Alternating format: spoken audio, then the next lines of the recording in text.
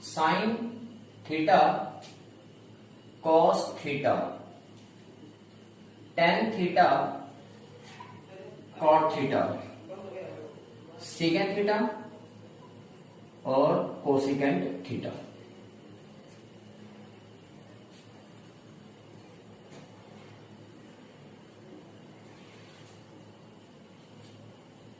इस टेबल को कैसे बनाएंगे ये इंपॉर्टेंट है।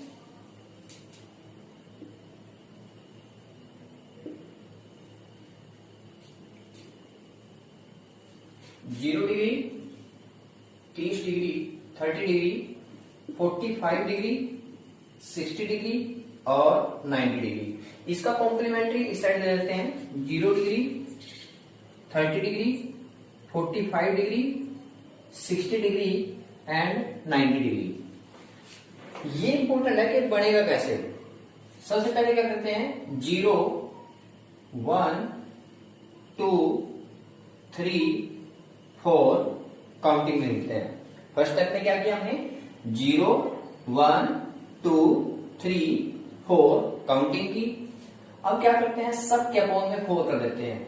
4 4 4 4 एंड 4 कैलकुलेट करते हैं। 0 को किसी से भी डिवाइड करो, क्या आंसर आएगा, 0।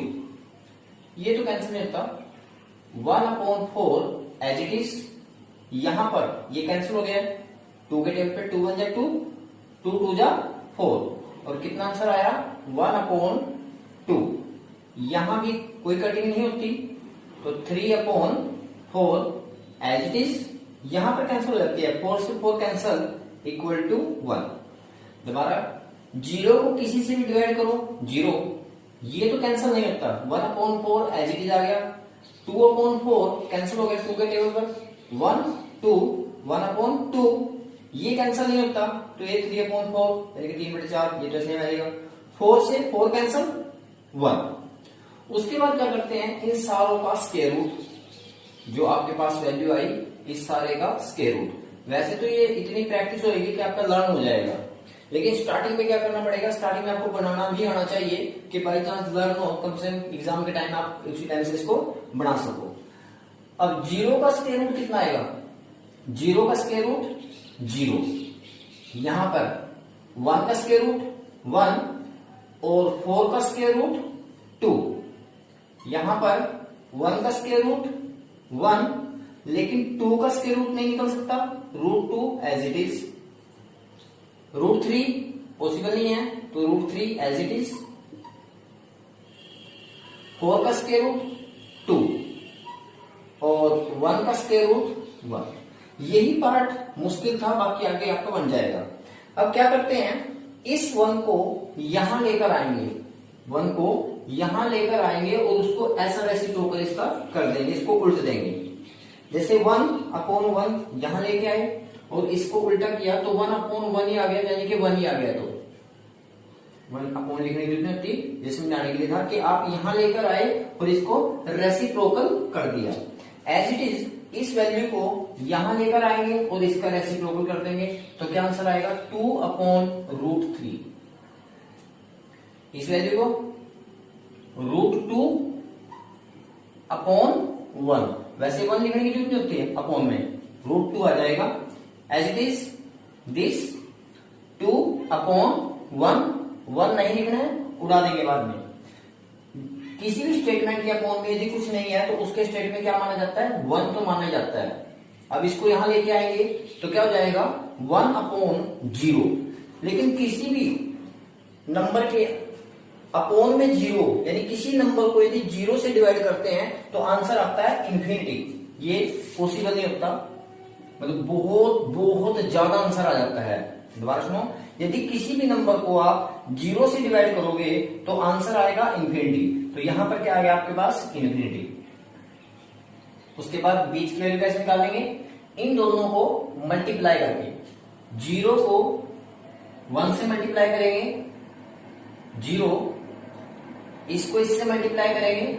जैसे 1/2 को आप मल्टीप्लाई कर रहे हो 2/√3 से, मतलब 1/2 को आप 2/√3 2/√3 से डिवाइड मल्टीप्लाई करोगे तो 2 से 2 कैंसिल हो जाएगा, क्या बचेगा आपके पास 1/√3।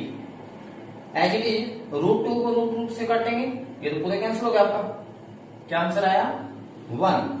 जब इसको कैंसिल करेंगे √3/2, इसको किससे मल्टीप्लाई कर रहे हैं 2/1 से, 2 से 2 कैंसिल, √3 1 तो अपॉन में लिखने की जरूरत नहीं है भाई, तो √3 एज इट इज, उसके बाद 1 को इन्फिनिटी से मल्टीप्लाई करेंगे, infinity in the infinity, infinity को यदि 1 से मल्टीप्लाई करेंगे तो इन्फिनिटी 1 ज़ इन्फिनिटी, इस प्रकार से आपका टेबल बन जाएगा।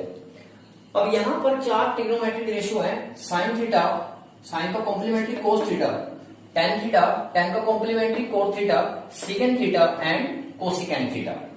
अब आज इस टेबल को देखोगे कैसे, आपके पास 3 टर्म्स तो ऐसी हैं जो को से स्टार्ट है, जिसको मैं पीछे लिख रहा हूं को, ये वाली को, ये को से, कोस, कॉट, कोसिकेंट, इनका नंबर जो इनका स्टैंडर्ड एंगल है वो पीछे से देखना है आपने, और जो ये साइन, टेन, सीकेंट है ये आपने आगे से देखनी है। मतलब क्या है कि जैसे मैं आपसे पूछता हूं साइन 0, साइन 0 की वैल्यू कितनी है, अब साइन, ये साइन और 0, ये 0, तो साइन 0 की वैल्यू कितनी है, ये आपके पास 0, साइन 0 की वैल्यू कितनी है 0।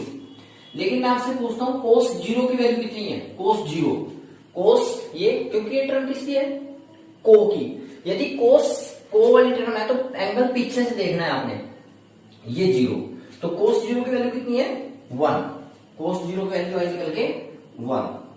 नेक्स्ट आगे देखते हैं, सपोज करो आप कहते हैं कि सीकेंट 30 की वैल्यू फाइंड आउट करो, सीकेंट 30 की वैल्यू फाइंड आउट करो, सीकेंट 30,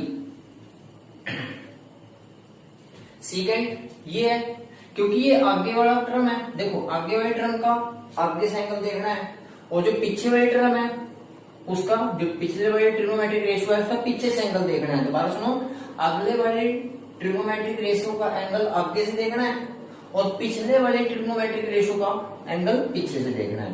तो सीकेंट की बात कर रहे हैं, सीकेंट क्या है, अगले ट्रिग्नोमेट्री से है, पहली ट्रिग्नोमेट्रिक रेशियो है, तो सीकेंट की वैल्यू कहां से देखोगे आप, यहां से, सीकेंट 30, वेरी सीकेंट, सीकेंट 30, ये सीकेंट 30 की वैल्यू कितनी आई आपके पास 2/√3, 2/√3।